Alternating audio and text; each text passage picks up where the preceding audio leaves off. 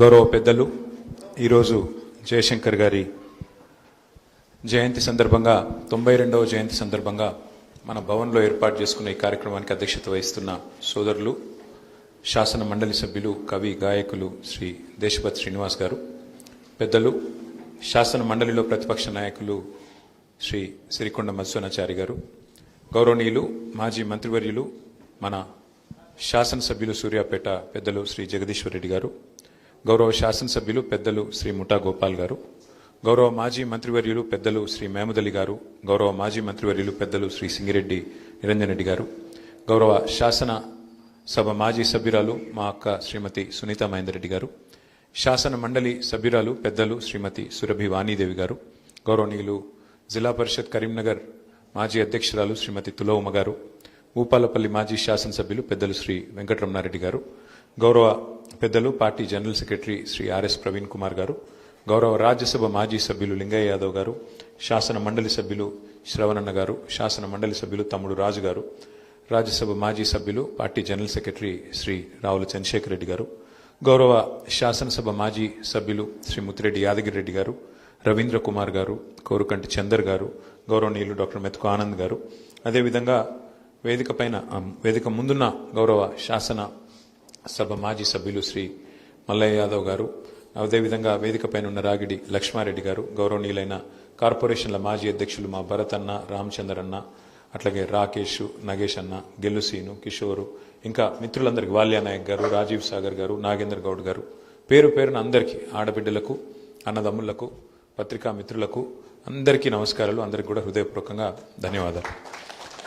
అన్ని ప్రసంగాలు విన్న తర్వాత మరి చాలా జ్ఞాపకాలు, చాలా మనసులో చాలా ఆలోచనలు ఎన్నో ఉన్నప్పటికీ కొంత క్లుప్తంగానే నేను కూడా మాట్లాడే ప్రయత్నం చేస్తాను. పెద్దలు డాక్టర్ బాబాసాహెబ్ అంబేద్కర్ గారి మనవడు, మీ అందరికీ సుపరిచితుడు. ఆనాడు మనం 125 అడుగుల ఎత్తు అంబేద్కర్ విగ్రహాన్ని ప్రతిష్ఠించినప్పుడు ముఖ్య అతిథిగా కేసీఆర్ గారితో పాటు హాజరైన ప్రకాష్ అంబేద్కర్ గారు ఇప్పుడే మన దగ్గర రాబోతా ఉన్నారు, మన కేసీఆర్ గారి నివాసానికి రాబోతా ఉన్నారు. కాబట్టి వారిని రిసీవ్ చేసుకునేది కూడా ఉంది. క్లుప్తంగానే అందుకే ప్రసంగించే ప్రయత్నం చేస్తాం. కేసీఆర్ గారు ఎట్లా అయితే ఇవాళ మనందరం కూడా కేసీఆర్ గారిని ఎంత గొప్పగా అయితే తెలంగాణ సాధించిన ఒక జాతిపితగా మనందరం ఎట్లయితే భావిస్తామో, కేసీఆర్ ఫాదర్ ఆఫ్ తెలంగాణ అని ఎట్లయితే భావిస్తామో, ఒక మాటలో చెప్పాలంటే కేసీఆర్ గారు ఆనాడు తనకు గాడ్ ఫాదర్గా చూసుకున్నది, కొలుచుకున్నది ఎవరిని అంటే పెద్దలు ప్రొఫెసర్ ఆచార్య కొత్తపల్లి జయశంకర్ గారు. నేను ఒక 10 సంవత్సరాల పాటు, నా అదృష్టం ఒక 10 సంవత్సరాల పాటు జయశంకర్ సార్తో పాటు అభిప్రాయాలు పంచుకునేదానికి కానీ, వారి నుంచి విషయాలు తెలుసుకునేదానికి కానీ నాకు కూడా అదృష్టం కలిగింది. 2004 ఆగస్టు నుంచి 2013-14 వారు చివరి దశ దాకా కూడా వారితో ఎన్నో సందర్భాలలో ఎన్నో గంటలు గడిపే అవకాశం మా అందరికీ కూడా అంతమందికి దక్కింది. వారితో పాటు నాకు కూడా కొంత దక్కింది. నిజంగా ఆయన ఎంత గొప్పవాడంటే ఆయన ఒక ఎన్సైక్లోపీడియా. ఎప్పుడు ఏ రోజు ఏ సెకండ్లో మనకి ఏ అనుమానం వచ్చినా, ఏ సందేహం వచ్చినా సార్కి ఫోన్ చేస్తే ఆన్సర్ వెంటనే దొరికేది. ఫలానాది ఆయనకు తెలియదు, ఫలానా విషయం వారికి తెలియదు అనే పరిస్థితి లేదు. అంటే ప్రపంచ విషయాలు కానీ, భారతదేశానికి సంబంధించిన విషయాలు కానీ, ఉమ్మడి ఆంధ్రప్రదేశ్, తెలంగాణకు జరిగిన వివక్ష, అన్యాయం, ఏ రంగం తీసుకున్నా జయశంకర్ సార్కు తెలియని సబ్జెక్ట్ అంటూ ఉండకపోయేది. అంతలాగా ఆయన అధ్యయనం చేసేది, అంత చదివేది, అంత అర్థం చేసుకునేది, అవగాహన పెంచుకొని ఇతరుల జ్ఞానాన్ని పంచే ప్రయత్నం చేసేది. జయశంకర్ గారిని నేను కొన్ని విషయాలు కావాలని ఒక స్టూడెంట్ మాదిరిగా గుచ్చి అడిగేటాను. ఎందుకంటే సారు అల్టిమేట్గా టీచర్, ప్రొఫెసర్గా, వైస్ ఛాన్సలర్గా పనిచేసిన, ఇంకా ఎన్నో ఉన్నతమైన పదవులు అధిరోహించిన, అల్టిమేట్గా వారు ఒక టీచర్ వృత్తిపరంగా. కాబట్టి అడిగితే నొచ్చుకోకుండా, అస్సలు ఏమాత్రం చెప్పిన విషయాన్ని మళ్ళీ చెప్పాల్సి వచ్చినా చాలా ఓపికగా చెప్పేది. ఒక్క మాట నాకు బాగా గుర్తున్న మాట. నేను ఒకసారి వారిని అడిగిన, సార్ ఇప్పుడు వెనుకబాటుతనం తెలంగాణ రాష్ట్ర ఏర్పాటుకు గల కారణాల్లో ఒక ప్రధానమైన కారణం అని మీరు చెప్తారు కదా, మరి అట్లాంటిది వెనుకబాటుతనం కూడా ఒక ముఖ్యమైన కారణం అయితే మరి అన్నిటికంటే ఎక్కువ దగాపడ్డ జిల్లా ఏది తెలంగాణ ప్రాంతంలో, ఉమ్మడి ఆంధ్రప్రదేశ్లో అంటే అది మహబూబ్ నగర్ జిల్లా. అతిపెద్ద జిల్లా, అతి ఎక్కువ దగాపడ్డ జిల్లా పాలమూరు జిల్లా. మరి అలాంటి మహబూబ్ నగర్లో ఉద్యమం చాలా ఉచ్చ స్థాయిలో, పై స్థాయిలో, పతాక స్థాయిలో ఉండాలి కదా. అప్పుడు నేను చెప్పేది 2005, 6, 4 ఆ ప్రాంతంలో. మరి ఎందుకు మనం 6 సీట్లలో పోటీ చేస్తే ఒకటే గెలిచినాము, ఎందుకు పోయినాయి సార్ అని 2004లో వారిని అడిగిన నేను. అడిగితే వారు ఒక గొప్ప మాట చెప్పినారు, నాకు ఇంకా ఈ రోజు కూడా గుర్తుంది. వారు ఏమన్నారంటే నన్ను రాము అని పిలిచేది. రాము, ఒకటి గుర్తుపెట్టుకో, నువ్వు ఇది మనుషులకి, వర్గాలకి, సమాజానికి, రాష్ట్రాలకి, దేశాలకి అన్నిటికీ ఇదే రకమైన ఒక సోషియలాజికల్ ఎవల్యూషన్ ఉంటుంది. ప్రతి మనిషి సహజ సిద్ధంగా కోరుకునేది ఏంటి అంటే మొదలు సెల్ఫ్ సఫిషియన్సీ, అంటే స్వయం సమృద్ధి సాధించడం. సాయంత్రం నాకు ఎక్కడి నుంచి తెచ్చుకోవాలి, నా భార్య పిల్లలకు తిండి ఇడికెళ్ళి పెట్టాలి, నేను ఎట్లా బతకాలి, మొదలు ఆలోచించేది ఎవరైనా గది. ఏం ఉద్యోగం చేయాలి, ఏం చేయాలి, ఎట్లా తనలాడాలి, ఇంటోళ్ళని ఎట్లా కాపాడుకోవాలి, నేను నా కుటుంబాన్ని ఎట్లా పోషించుకోవాలి. ఫస్ట్ సెల్ఫ్ సఫిషియన్సీ అనేది ఇంపార్టెంట్. సెల్ఫ్ సఫిషియన్సీ అనే స్టేజ్ దాటిందనుకోండి, వచ్చిందనుకోండి, నీకు ఇక తిండికి డోకలేదు, 3 పూటలకు డోకలేదు, వచ్చే నెల రోజులకు డోకలేదు అనుకుంటే, లేదా వచ్చే సంవత్సరం డోకలేదు అనుకుంటే, నెక్స్ట్ వచ్చేది స్టేజ్ ఏంది అంటే పరిణామ క్రమంలో సెల్ఫ్ రెస్పెక్ట్, ఆత్మగౌరవం. అరే నన్ను మనిషి తిరిగిన చూస్తలేరు, ఏం సంగతి, నేను గల్లబడతలేనా, నేను గాన రాకుండా అని చెప్పి సెల్ఫ్ రెస్పెక్ట్ గురించి ఆరాటం పెరుగుతుంది. 3వ దశ ఏంది అంటే ఆ సెల్ఫ్ రెస్పెక్ట్ అనేది కూడా వచ్చిందనుకో, 3వ దశ సెల్ఫ్ రూల్, స్వయం పాలన. మా రాష్ట్రాన్ని మేము పరిపాలించుకోలేమా, మా ప్రాంతాన్ని మేము పరిపాలించుకోలేమా, మాకేం తెలివి తక్కువ ఉందా, వనరులు తక్కువ ఉన్నాయా, మాకు లీడర్షిప్ కేపబిలిటీస్ లేవా అనే పరిస్థితి వస్తుంది. ఈ 3 దశల్లో మీరు చెప్పిన కరీంనగర్ కానీ వరంగల్ కానీ నీళ్లు రావడం వల్ల, గోదావరి నీళ్లు రావడం వల్ల వాళ్ళు కొంత ముంగటున్నారు, సెల్ఫ్ సఫిషియన్సీ అనే స్టేట్ దాటినరు. అందుకే సెల్ఫ్ రెస్పెక్ట్ అనే మూమెంట్లో వాళ్ళు ముంగట ఉన్నారు, వాళ్ళు ముందరవాడి కొట్లాడుతున్నారు. కొద్దిగా అక్కడ నీకు ఎక్కువ కనబడుతుంది రెస్పాన్సు. అదే మహబూబ్ నగర్ ఇంకా సెల్ఫ్ సఫిషియన్సీ కోసం తనలాడుతుంది కదా. వలసల జిల్లా కదా రాము, 14 లక్షల మంది వలస పోతారు ప్రతి సంవత్సరం, సీజన్ టు సీజన్ నడుస్తుంది అక్కడ. వాళ్ళకి ఇప్పటికిప్పుడే నువ్వు ఆత్మగౌరవ జెండా ఎత్తు అంటే తిండికే లేకపోయి నేనేడికెళ్ళి చూడాలంటారు. కాబట్టి గట్లున్నది, అర్థం చేసుకో అని చెప్పిండు. అంటే ఎంత గొప్ప ఆలోచన, ఎంత గొప్ప విశ్లేషణ అంటే, అదే ఇంకెవరినో అడిగితే మీ నాయకత్వం చక్కగా లేదాడా, లేదా ఫలానా చక్కగా లేదు అని చెప్పి ఇట్లా ఎత్తేసినట్టు మాట్లాడతారు. కానీ అర్థవంతంగా అవగాహనతో అర్థమయ్యేటట్టు చెప్పగలగడం అనేది ఒక ఆర్ట్. డెఫినెట్గా జయశంకర్ సార్కి మించి అంత గొప్పగా చెప్పగలిగిన వాళ్ళు ఇట్లాంటి విషయాలు ఎవరు లేరు. 2వ మాట ఆయన పదే పదే చెప్పేది, ఉప ఎన్నికలకు కేసీఆర్ గారు ఒకసారి కాదు ఎన్నిసార్లు ఉప ఎన్నికలు వచ్చినాయంటే, ఆ రోజుల్లో ఎన్నిసార్లు రాజీనామా చేసిందంటే తెలంగాణ రాష్ట్ర సమితి అనే పార్టీ పెట్టిన తర్వాత కేసీఆర్ గారు, మీకు తెలుసు తెలంగాణ రాష్ట్ర సమితి అనే పార్టీ పుట్టడమే పదవీ త్యాగంతో పుట్టింది. డిప్యూటీ స్పీకర్ పదవికి, శాసన సభ్యత్వానికి రాజీనామా చేసి ఉప ఎన్నికను అనివార్యం చేసి ఉప ఎన్నికను ఆహ్వానించి అందులోంచి ప్రజాశక్తిని దేశం మొత్తానికి చూపెట్టింది కేసీఆర్ గారి నాయకత్వం. కానీ రాజీనామాలు రిపీటెడ్గా అవుతా ఉన్నాయి. 2006లో, 2008లో అయినప్పుడు నేను అడిగిన సార్ని, సార్ రెండోసారి ముఖ్యంగా 2008లో రాజీనామా చేసినప్పుడు కేసీఆర్ గారు, నేను జయశంకర్ సార్తో కొద్దిసేపు వాదం పెట్టుకున్నా. మళ్ళీ ఎందుకు రాజీనామా చేయాలి సార్, మొన్ననే చేస్తాం కదా 2006లో, సార్ ఎందుకు చేయాలి కేసీఆర్ సారు అన్న. అంటే ఆయన గొప్ప మాట అన్నాడు, గుర్తుపెట్టుకో రాము, ఉద్యమానికి 3 పార్శ్వాలు ఉంటాయి. మొదటి పార్శ్వం సెన్సిటైజేషన్, భావజాల వ్యాప్తి, అది నిరంతరం జరుగుతూ ఉండాలి. భావజాల వ్యాప్తి అంటే తెలంగాణకు జరుగుతున్న అన్యాయం పట్ల చర్చ జరుగుతూ ఉండాలి. రెండవ దశ, రెండవ పార్శ్వం యాజిటేషన్, ఆందోళనాపథం. ఎప్పుడు సందర్భం వస్తే ఎప్పుడైనా, ఇప్పుడు ఉదాహరణ కిందాక పెద్దలు చెప్పినట్టు నిరంజన్ రెడ్డి గారు, నాగార్జున సాగర్ ఎడమ కాలువ మీదనేమో లిఫ్టులు మన రైతులు మెయింటైన్ చేయాలి, కుడి కాలువ మీద మాత్రం ప్రభుత్వం మెయింటైన్ చేయాల్సి వస్తుంది అన్నప్పుడు కోదాడ నుంచి హాలియా దాకా ఆ రోజు కేసీఆర్ గారు పాదయాత్ర చేయడం జరిగింది. సో అట్లా ఆందోళన పదంలో ప్రయాణం చేయడం. ఆర్డీఎస్లో అన్యాయం జరుగుతున్నది, మనకు నీళ్లు రావడం లేదన్నప్పుడు నడిగడ్డలో ఆ రోజు జోగులాంబ నుంచి కింద గద్వాల దాకా కేసీఆర్ గారు పాదయాత్ర చేసినారు. 2001-2 నేను చెప్పేది. అట్లా ఆందోళన పదంలో పోవాల్సి వచ్చినప్పుడు పోవాలి. 3వది democratisation, sensitisation, agitation, democratisation. Democratisation అంటే ఏంటి? ఈ ఆందోళనని, ఈ భావజాల వ్యాప్తిని అల్టిమేట్గా ఒక రాజకీయ శక్తిగా మలిచి, ఓట్ల రూపంలో మలిచి, సీట్ల రూపంలో మలిచి, ఆ సీట్ల ద్వారా యాచించి కాదు శాసించి ఢిల్లీ మెడలు వంచి తెలంగాణ తెచ్చుకోవాలి. ఇది కేసీఆర్ గారికి ఆయన నూరి పోసిన ఒక ఉద్యమ పంద. అంటే ఇవాళ చూస్తూ ఉంటాం, చూడండి, ఢిల్లీలో 75 సార్లు మన ముఖ్యమంత్రి రేవంత్ రెడ్డి ముఖ్యమంత్రి అయిన తర్వాత ఇది 75వ ఈరోజు ఢిల్లీలో ఉన్నాడు. ఆయన ముఖ్యమంత్రి అయి 32 నెలలు కాలే, ఎల్లుండితోనో రేపటితోనో 32 నెలలు అవుతుంది. కానీ 13 రోజులకు ఒకసారి ఢిల్లీ పోతాడు, 2-3 రోజులు ఆడు ఉంటాడు, దేహి దేహి దేహి అని ఈరోజు అక్కడ యాచిస్తూ ఉన్నాడు. వాళ్ళకి మరి యాచిస్తున్నాడో వాళ్ళకి ఇచ్చొస్తున్నాడో కానీ మొత్తానికైతే ఢిల్లీ పోవడం అంటే ఢిల్లీ వాళ్ళ ముందు యాచించి ఢిల్లీ ముందు గులాంగిరి చేసి జయశంకర్ సార్ కోరుకున్నది ఇదే. ఏమన్నాడు ఆయన? ఢిల్లీకి సామంతులు ఉండొద్దు, స్వతంత్రులు ఉండాలి. ఎన్నటికైనా స్వీయ రాజకీయ అస్తిత్వమే తెలంగాణకు శ్రీరామ రక్ష. తెలంగాణ కోసం ఒక స్వీయ రాజకీయ అస్తిత్వ పతాక ఉండాలి. ఎన్నటికైనా తెలంగాణ కోసం ఎలాంటి రాజీ లేకుండా, ఎవరితోని కాంప్రమైజ్ కాకుండా, గొంతు విప్పితే గర్జించే విధంగా ఓ సింహంలాగా గర్జించే గొంతు ఓ కేసీఆర్ తీరుగా ఉండాలి, ఉండి తీరాలి. అందుకే కాంగ్రెస్లో కలవద్దు అని గట్టిగా వాదించిన నాయకుడు, వాదించిన మహానుభావుడు ప్రొఫెసర్ జయశంకర్ గారు. ఎందుకంటే ఆయన నమ్మిండు బలంగా. ఎట్టి పనికైనా మట్టి పనికైనా మనోళ్ళు చెప్తారు పెద్దోళ్ళు, ఇంటోడే ఉండాలి అని.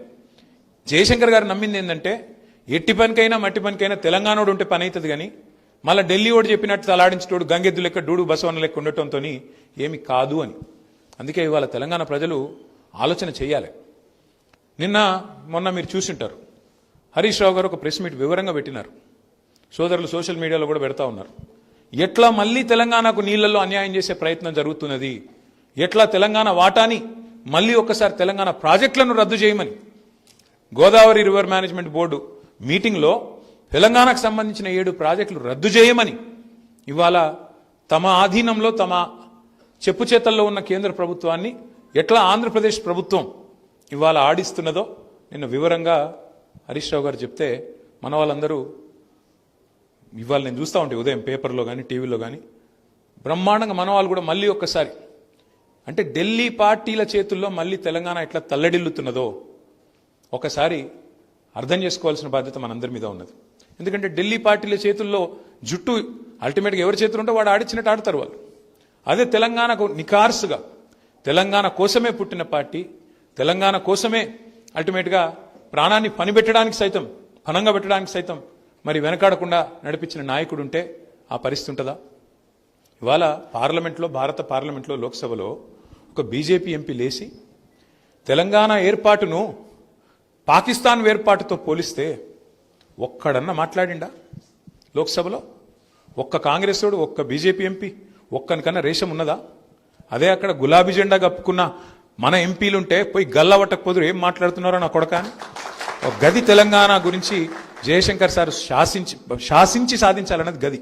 ఆయన ఆలోచించింది, ఆయన కోరుకున్నది గది. కానీ ఇవాళ దురదృష్టం మళ్ళీ ఒకసారి తెలంగాణ చివరికి మళ్ళీ ఇంత సాధించి భౌగోళిక తెలంగాణ సాధించుకున్నా మళ్ళీ తిరిగి సామంతులుగా బతకాల్సిన పరిస్థితిని ఢిల్లీకి కప్పం కట్టుకుంటేనే బతికే ముఖ్యమంత్రులు, ఢిల్లీ చుట్టూ చిప్ప పట్టుకుని తిరిగే మరి అసమర్థ నాయకులు, వీళ్ళ వల్ల మళ్ళీ తెలంగాణ ప్రజలు కూడా తల్లడిల్లిపోయే పరిస్థితి వచ్చింది. ఇంకొక మాట కూడా మీకు ఈ సందర్భంగా నేను చెప్పాలి. ఇవాళ ఉదయం నేను ఒక ఫోటో పెట్టిన సోషల్ మీడియాలో. నాకు ఆ ఒక ఉత్కృష్టమైన సందర్భంలో ఒక మహా అనుభూతి అది. నవంబర్ 29 కేసీఆర్ గారు దీక్షకు దిగిన రోజు 2009. కరీంనగర్ నుంచి బయలుదేరి సిద్దిపేటకు పోవాలి. పోయి అక్కడ కేసీఆర్ గారు ఆమరణ దీక్షకు కూర్చోవాలి. కేసీఆర్ సచ్చుడో తెలంగాణ వచ్చుడో, కేసీఆర్ శవయాత్రన తెలంగాణ జైత్రయాత్రన అంతటి తెగింపు ప్రదర్శించిన ఒక మహా అద్భుతమైన సందర్భం అది. తెలంగాణ సమాజం మొత్తం నిట్ట నిలువున మరి తెలంగాణ కావాలన్నా వద్దా అని తేల్చుకొని ఒకవైపు బరిగీసి నిలబడ్డ సందర్భం ఆ రోజు సార్తో పాటు, కేసీఆర్ సార్తో పాటు అదే కారులో నాయన నరసింహారెడ్డి గారు, జయశంకర్ గారు, అట్లాగే కెప్టెన్ లక్ష్మీకాంతరావు గారు అనుకుంటా, లేదా రాజయ్య యాదవ్ గారు అనుకుంటా, అందరు కలిసి కారులో బయలుదేరి పోతా ఉన్నారు. అల్గనూరు చౌరస్తా దగ్గర కరీంనగర్ దాటంగానే, మానేరు దాటంగానే అక్కడ ఆపిండ్రు. మా కారులన్నీ మానేరు బ్రిడ్జ్కి అవతలకి ఆపేసిండ్రు. పోలీసు వాళ్ళు ఎక్కడికక్కడ బ్యారికేడ్లు పెట్టి ఆపేసిండ్రు. మేము దిగి ఆ బ్యారికేడ్లు నూకేసి అటు ఇటు చేసి బండ్లను ఆపింది కాబట్టి దిగి ఊరికొచ్చే వరకే కేసీఆర్ గారిని అరెస్ట్ చేసినారు. మేము ఆ బ్రిడ్జ్ దాటే లోపలనే కేసీఆర్ గారిని అరెస్ట్ చేసి వరంగల్ వైపు వేగంగా వెళ్ళిపోయినారు. మేము ఆడ చేరుకునే వరకు కరెక్ట్గా ఆ హడావుడిలో వాళ్ళు జయశంకర్ సార్ని అక్కడనే వదిలేసింది పోలీసు వాళ్ళు. నేను వెంటనే సార్ను చేయి పట్టుకొని, సార్ మీరు నాతో రండి, ఈ లొల్లి అవుతుంది ఇదంతా మీరు నాతో రండి అని చెప్పి నా కారులో కూర్చోబెట్టుకుని బయలుదేరిపోతా ఉన్నాం. ఇది అల్గనూరు నుంచి హన్మకొండ పోతున్నాం. హన్మకొండకు పోగానే అక్కడ కాకతీయ విశ్వవిద్యాలయం ఆ ప్రాంతం రాగానే మొత్తం అక్కడ మా విద్యార్థి సోదరులందరూ ఎప్పటికే ఆందోళన మొదలుపెట్టిండ్రు. రోడ్డుకు అడ్డంగా వచ్చి కూర్చున్నారు. వాసుదేవరెడ్డి ఇక్కడనే ఉన్నాడు, శరత్ ఇక్కడనే ఉన్నాడు, ఇంకా చాలామంది తమ్ముళ్ళు వరంగల్ వాళ్ళు కూడా ఉన్నారు. మరి అందరు వచ్చి రోడ్డుకు అడ్డంగా వందలాది మంది విద్యార్థులు వచ్చి కూర్చున్నారు, రాస్తారోకో చేస్తున్నారు. కానీ మా కారు రాగానే జయశంకర్ సార్ను చూసిండ్రు. సార్ కారు వచ్చింది, సార్ను పోనీ అంటే నేను చెప్పిన సార్ మీరు వండి సార్, నేను వస్తాను, నేను వీళ్ళతో కూర్చుంటా అని చెప్పి సార్ను పంపించి నేను వాళ్ళతో కూర్చున్నాడు. కూర్చోగానే కొద్దిసేపటికి అరెస్ట్ చేసిండ్రు. ఒక 20-25 నిమిషాలు అరెస్ట్ చేసిండ్రు. అందరినీ వ్యాన్లో నూకిండ్రు, డీసీఎం వ్యాన్లో నూకి చలో లేజావు ఇంకో అన్నారు. పోతున్నాం ఇక. కరెక్ట్గా జయశంకర్ సార్ ఇంటికి వెళ్ళిపోయింది. హన్మకొండ చౌరస్తాలో వారి ఇల్లు. ఆడ పోగానే మా అదృష్టానికి ముంగడ బాగా అక్కడ కూడా ధర్నా అవుతుంది. మళ్ళీ హన్మకొండ చౌరస్తా అక్కడ పెద్ద ధర్నా రాస్తారు. మొత్తం ఎక్కడోళ్ళు అక్కడ కూర్చున్నారు. కూర్చోగానే బండి ఆగిపోయింది. ఆగిపోగానే మేము మొన్న పిల్లలు కదా ఢిల్లీలో బండ్లు ఎక్కుడు వాళ్ళు దుంకుడు కిందికి. మేము కూడా అదే పని చేసినాం. ఆయన బండి ఆగింది, ట్రాఫిక్లో దుంకి డైరెక్ట్గా అందరం ఉరుక్కుంటూ జయశంకర్ సార్ ఇంటికి వెళ్ళిపోయినాం. ఇంటికి వెళ్ళిపోయి కూర్చున్నాం. ఈరోజు నేను పెట్టిన ఫోటో ఆ రోజుది. జయశంకర్ సార్తో కూర్చొని సార్ ఇంట్లో అక్కడే కూర్చున్న ఆ ఫోటో. కూర్చొని ఒక 2-3 గంటలు ఆడనే కూర్చున్నాం మాట్లాడుకుంటూ. ఏం చేయాలి సార్ ఇప్పుడు ఇట్లా ఏంది అని మాట్లాడుతుంటే ఈ లోపల పోలీసు వాళ్ళందరూ వచ్చారు. ఒక 100 మంది వచ్చారు. వచ్చి మీరు అరెస్ట్ అయినరు, అరెస్ట్ అయిన వాళ్ళు మళ్ళీ బయటకు పారిపోయినారు, మీరు మళ్ళీ మా ఎంబడి రావాలి అన్నారు. నేను సార్ని అడిగిన, ఏముంది రాము పోయిరాపో అన్నాడు. పోయినా నన్ను తీసుకుపోయి ఆయన వరంగల్ జైలుకి తీసుకుపోయారు. సారు వెంటనే బయలుదేరి, సార్కి పెద్ద మనిషి కదా, ఆయన ముట్టే ధైర్యం లేదు వాళ్ళకు. డైరెక్ట్గా సారు అని చెప్పి నన్ను అరెస్ట్ చేసి పోలీసు వాళ్ళు తీసుకుపోతుంటే నువ్వేం భయపడకు, మేము అందరం ఉన్నాం ఈడ. సార్ ఉన్నాడు, కేసీఆర్ సార్ ఉన్నాడు, ఆయన దీక్ష నడుస్తూనే ఉన్నది. వీళ్ళు అరెస్ట్ చేసినంత మాత్రాన దీక్ష అవుతుందా? నేను బయలుదేరిపోతా కదా, నీకెందుకు? మేమందరం మిమ్మల్ని అందరినీ తీసుకుపోయి, నేను చాలా చూసిన రాము, తీసుకుపోయి 18 నెలలు 24 నెలలు కూడా పెడతారు జైల్లో అవసరమైతే. పీడీ యాక్ట్లు పెడతారు, 24 నెలలు పెడతారు. ఎమర్జెన్సీలో పెట్టినట్టు కాంగ్రెస్ దొంగలు ఎమర్జెన్సీలో పెట్టినట్టు తీసుకుపోయి లోపల నూకుతారు. ఉద్యమాన్ని అణచివేయచ్చు అనుకుంటారు మూర్ఖులు వీళ్ళు. కానీ వీళ్ళకి తెలియదు ఉద్యమం ఎటువంటిదో. ఒక భాస్వరం లెక్క మండుతుంది. మీరెవ్వరు భయపడకండి బిడ్డ, మేమున్నాం కదా బయట, మేము బతికిస్తాం. మీరు మళ్ళీ బయటికి వచ్చే నాటికి తెలంగాణ ఎట్లా రాదు అన్న పరిస్థితి తెచ్చి చూపెడతామని చెప్పి మాకు ధైర్యం చెప్పి నువ్వు పో, పోలీసులతో పో అని చెప్పి పంపించినోడు జయశంకర్ సార్. సరే, అప్పటికే ఉద్యమం బగ్గుమని మండింది. ఒక శ్రీకాంతాచారి ఆ రోజే మరి తన ఒంటి మీద పెట్రోల్ పోసుకొని అంటించుకున్నాడు. ఒక్కటేసారి సమైక్యాంధ్ర ప్రభుత్వం రాజ్యం మొత్తం ఉలిక్కిపడ్డది. వామ్మో, ఇది పెట్టుకుంటే తట్టుకోలేమన్న భయం ఆవహించింది వాళ్ళు. అందుకే వాళ్ళు మమ్మల్ని జైళ్ళకు రోజులు పంపలేదు, కానీ ఒక 30-34 గంటలు జైల్లో ఉండి తిరిగి తెల్లారొచ్చి మళ్ళీ అసోసియేట్ అయింది. ఇదంతా ఎందుకు చెప్తున్నా అంటే, ఎంత గొప్ప మనిషి ఆయన అంటే 1900 చాలా మందికి ఢిల్లీలో, ఎందుకంటే మనకంటే తెలుసు ఎంతో అంత, నిజంగా తెలంగాణలో కూడా చాలా మందికి తెలియదు. ఢిల్లీలో మమ్మల్ని ఇంగ్లీష్ జర్నలిస్టులు పట్టుకునేది. ఏంది మీ లొల్లి, ఎందుకు రాష్ట్రం, మీరు అసలు బతుకుతారా, రాష్ట్రం మనగలుగుతారా, వయబిలిటీ ఉందా అని అడ్డమైన క్వశ్చన్లు అడిగేది. అడిగితే జయశంకర్ సార్ ఎంత బ్యూటిఫుల్గా చెప్పేదంటే, we are not fighting for a new state, we are fighting to restore a state that existed separately for 8 years. 8 ఏళ్లు స్వతంత్ర ప్రతిపత్తి కలిగిన ఒక రాష్ట్రంగా, వయబుల్ రాష్ట్రంగా, సర్ప్లస్ రాష్ట్రంగా, ఒక ధనిక రాష్ట్రంగా, సంపద కలిగిన రాష్ట్రంగా ఉన్న ఒక రాష్ట్రాన్ని తిరిగి పునరుద్ధరించుకోవడానికి మేము కొట్లాడుతున్నాం తప్ప కొత్తగా కొట్లాడతలేమరా నాయన అంటే వాళ్ళకి తెలియదు చరిత్ర. 1948 నుంచి 56 వరకు తెలంగాణ హైదరాబాద్ స్టేట్ రూపంలో ఒక ప్రత్యేక రాష్ట్రంగా ఉన్న విషయం వాళ్ళకి తెలియదు. ఇది చెప్పేది జయశంకర్ సార్ పదే. జయశంకర్ సార్ చెప్పేది, అయ్యా మీకు తెలియదు, 1952లోనే Fazal Ali garu, justice Fazal Ali, supreme court judge, ఆయన మొదటి రాష్ట్రాల పునర్విభజన కమిషన్కు చైర్మన్గా ఈ హైదరాబాద్ రాష్ట్రాన్ని ప్రత్యేకంగానే ఉంచండి, దీన్ని కల్పకండి అని సిఫారసు చేసిండు అని రిపోర్ట్ ఇచ్చేది. అది కూడా వాళ్ళకి అర్థం కాకపోతే ఆయన చెప్పేది ఆ రోజుల్లోనే, అయ్యా మీరు అనుకుంటున్నట్టు ఇది భాషా ప్రయుక్త రాష్ట్రం కోసం ఇక్కడేం ఆందోళన జరగలేదు, ఆ భాషా ప్రయుక్త రాష్ట్రం కాదు, తెలుగు వాళ్ళకు ఒక రాష్ట్రం ఉండాలి, మేము తెలుగు వాళ్ళం వేడిపోతామని చెప్పి ఆంధ్రులు ఆనాడు పొట్టి శ్రీరాములు గారి నాయకత్వంలో మద్రాసు రాష్ట్రం నుంచి వేరుపడేందుకు చేసిన పోరాటం అయ్యా, దానికి మాకు సంబంధం లేదు అని డాక్యుమెంటరీ ఎవిడెన్స్తో సహా చూపెట్టేది. ఎవరైనా వయబిలిటీ అంటే 1953 లెక్కలు, 56 నాడు రాష్ట్రం వేరుపడ్డ నాడు ఎట్లా ఆంధ్రప్రదేశ్కి ఆనాడు రాజధాని లేక కర్నూలులో తాత్కాలిక రాజధాని ఏర్పాటు చేసుకొని గుడారాల్లో సెక్రటేరియట్లు, గుడారాల్లో ఆఫీసులు నడుపుకున్న పరిస్థితి గురించి వివరించి చెప్పేది. అంటే ఎంత గొప్పగా చెప్పేదంటే జయశంకర్ సార్, ఇప్పుడు నేను చెప్పలేకపోతున్నా కానీ, ఏ కారణం చేత అసలు ఆంధ్ర తెలంగాణను కలిపినరు, కమ్యూనిస్టుల ప్రభావం పెరగవద్దు, విజయవాడలో కమ్యూనిస్టులు ఆ రోజు ఒక ప్రధానమైన రాజకీయ పక్షంగా ఎదుగుతున్నారని చెప్పి కాంగ్రెస్ నాయకత్వం, మరి ఆనాటి పండిత్ జవహర్లాల్ నెహ్రూ కానీ, అప్పటి మరి కాంగ్రెస్ నాయకులు కానీ అందరూ కూడబలుక్కొని విజయవాడ కేంద్రంగా ఆ రోజు కమ్యూనిస్టు యోధులు, ముఖ్యంగా ఈ సూర్యాపేట, నల్లగొండ, ఖమ్మము, విజయవాడ ఆ ప్రాంతం మొత్తంలో కూడా కమ్యూనిజం బలంగా ఉన్న పరిస్థితుల్లో, సాయుధ పోరాటం అప్పుడే తెలంగాణలో జరిగిన పరిస్థితుల్లో మరి కమ్యూనిస్టుల ప్రభావం పెరుగుతుంది, దీన్ని అడ్డుకట్ట వేయాలని చెప్పి కూడా అదొక కారణం అని చెప్పి జయశంకర్ సారు రాజకీయంగా, సామాజికంగా చరిత్రని ఎన్ని కోణాల నుంచి విశ్లేషించేది, ఎన్ని కోణాల నుంచి సృష్టించేదంటే ఇవాళ మనం తలుచుకుంటే ఎంత తలుచుకున్నా తక్కువనే. అట్లాగే చాలామంది కొన్ని అపోహలు ఉంటాయి. రాజకీయ నిరుద్యోగులు, రాజకీయ నాయకులు 1969లో ప్రారంభించినారు తెలంగాణ ఉద్యమాన్ని కొన్ని అపోహలు ఉంటాయి. చెన్నారెడ్డి గారి పేరు చెప్తా ఉంటారు. చెన్నారెడ్డి గారు వాడుకొని చివరికి ఆయన మళ్ళీ పోయి కాంగ్రెస్లో చేరినాడని చెప్తా ఉంటారు. కానీ జయశంకర్ సార్ మాకు చెప్పేది చెన్నారెడ్డి తప్పేం లేదయ్యా. చెన్నారెడ్డి నిజానికి తెలంగాణ ఉద్యమంలో ఆ రోజు ముందు రాలేదు. 68, 69లో ఖమ్మంలో ప్రారంభమైంది విద్యార్థులు, ఉద్యోగుల వల్ల. తర్వాత కొంతమంది కవులు పాటలు రాసినారు. రావోయి రావోయి మర్రి చెన్నారెడ్డి, ఇకనైనా రావేమి వెర్రి చెన్నారెడ్డి అని చెప్పి ఆయన మీద కవులు పాటలు కూడా రాసినారు. రావయ్య బాబు ఇంకెప్పుడు వస్తావని. అప్పుడు మల్లికార్జున్ గారు ఇంకా ఇతర పెద్దలు అందరూ వచ్చిన తర్వాత చెన్నారెడ్డి గారు వచ్చింది. చెన్నారెడ్డి వచ్చినాక పెద్ద స్టాల్ వర్ట్ కాబట్టి ఒక ఊపు వచ్చింది. కానీ పాపం చెన్నారెడ్డి తప్పేం లేదు. ఆ రోజు చండశాసనంగా ఉండేది కాంగ్రెస్ ప్రభుత్వం ఢిల్లీలో. వాళ్ళు తొక్కిపారేసినారు ఉద్యమాన్ని, ప్రజాస్వామిక ఆకాంక్షని అని చెప్పి చెన్నారెడ్డి గారి మీద కూడా బదనాం ఎవరైనా చేయబోతే ఆపేది జయశంకర్ గారు. ఎందుకంటే ఆయన బాధ చెన్నారెడ్డో కేసీఆరో కాదు, తెలంగాణ వాళ్ళు బదనాం కావద్దు, తెలంగాణ పోరాటం చేసిన వాళ్ళు తెలంగాణ నాయకులను, ఎందుకంటే మాటి మాటికి మనకు మలినం చేసి మనకు ఏదో రకంగా బదనాం చేసి మనోళ్ళని చిన్నగా చేస్తారు అనేది ఆయన బాధ. మనోళ్ళని చిన్నగా చేయనీయద్దు. చాలామంది అనేది ఆయన జయశంకర్ గారిని, ఎందుకు మీరు కేసీఆర్ గారిని అంత నమ్ముతారు అని. ఆయన ఎప్పుడు అనేది ఒక మాట, కేసీఆర్కు మించి దక్షత, కమిట్మెంటు, కేసీఆర్కు మించి తెలంగాణ సాధించే విషయంలో మొండితనం ఉన్న నాయకుడిని ఒక్కని చూపెట్టండా నేను మీ ఎంబడి నడుస్తా అని చెప్పారు. ఆయన మొహమాటం కూడా పడేది కాదు. దేవేంద్ర గౌడ్ గారు పార్టీ పెట్టిండ్రు. చాలామంది వద్దన్నారు జయశంకర్ సార్, మీరు పోవద్దు సార్, మీరు కేసీఆర్ గారితో అసోసియేట్ అయి ఉన్నారు, పోవద్దు అంటే ఆయన ఒక మాట చెప్పిండు, ఎన్ని పార్టీలు వస్తే అంత మంచిదే, ఏం కాదు, తెలంగాణ రాష్ట్రం రావాలి.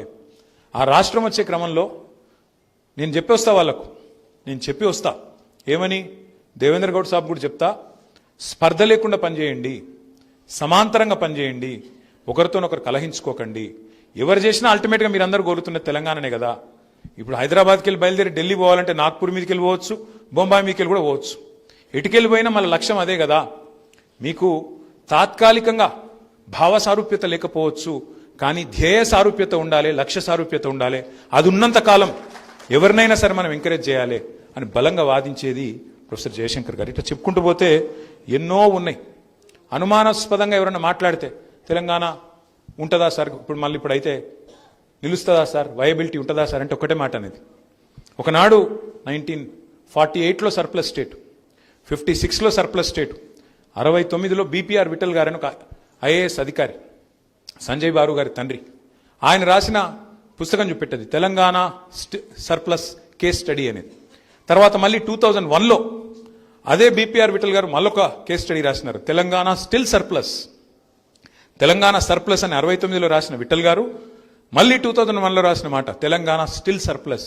ఇవన్నీ చూపెట్టి జయశంకర్ గారు ఇట్లా పుస్తకాలు ముంగట కొట్టి చెప్పేది, అయ్యా నేను చెప్తలేను, ఎకానమిస్టులు చెప్తున్నారు, చూడండి, నేర్చుకోండి, తెలంగాణ సమృద్ధిగా ఉన్న రాష్ట్రం అని చెప్పేది. ఇవాళ మొత్తం నిజంగా చెప్పాలంటే సమృద్ధిగా ఉన్న రాష్ట్రం ఇది. నీళ్లు, నిధులు, నియామకాలు అన్ని పుష్కలంగా ఉన్న రాష్ట్రం. నీళ్లు పుష్కలంగా ఉన్నాయి, కానీ పాలమూరు పంపులు ఆన్ చేయడు ముఖ్యమంత్రి, కన్నెపల్లి పంపులు ఆన్ చేయడు. ఎందుకు? మనకేమో గురువు జయశంకర్ గారు, ఆయనకేమో గురువు పక్క రాష్ట్ర ముఖ్యమంత్రి. పక్క రాష్ట్ర ముఖ్యమంత్రి గారు ఏం చెప్తే ఆయనకు అంత వాడడం తప్ప ఆయనకు ఇంకోటి తెలియదు ఈ ముఖ్యమంత్రి గారికి. తెలంగాణ ప్రయోజనాలు కానీ కనీసం జై తెలంగాణ అనడానికి కూడా మనసొప్పది ముఖ్యమంత్రికి. అట్లాంటి దౌర్భాగ్య పరిస్థితి వాళ్ళ తెలంగాణలో ఉండడం అనేది మనకెంతో బాధాకరం. రెండవది నిధులు మొత్తం ఢిల్లీకి ఇచ్చి రావడమే కదా. తెచ్చిందేముంది, మీరు ఢిల్లీకి 75 సార్లు పోయి ఏమీ లేదు.